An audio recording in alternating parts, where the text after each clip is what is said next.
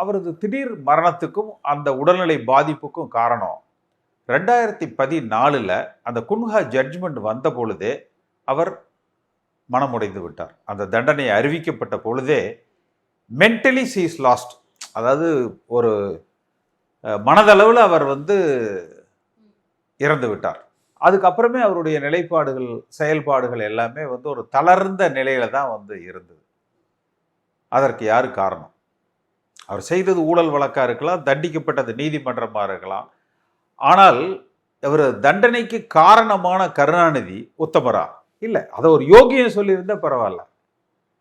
அப்ப ஒரு உண்மையான அதிமுக காரனுக்கு என்ன உணர்வு வரணும்? அம்மா மரணம் அடைஞ்சோன்னே அந்த அம்மா இன்னொரு 5-6 வருஷம் இருந்து நம்மளை வழி நடத்தி இருப்பாங்க, இந்த கட்சி நல்லா வந்திருக்கும், இதுக்கு காரணமானவங்களை நம்ம விடக்கூடாதுன்னு சொல்லி ஓபிஎஸ் துணை முதல்வராகவும் எடப்பாடி முதலமைச்சராகவும் அன்றைக்கு காவல்துறையை தன் கட்டுப்பாட்டில் வச்சிருந்த வேலுமணி இவங்கெல்லாம் ஏதாவது ஒரு குண்டூசி முனை அளவுக்கு திமுக காரங்க மேலே நடவடிக்கை எடுத்திருப்பாங்களா?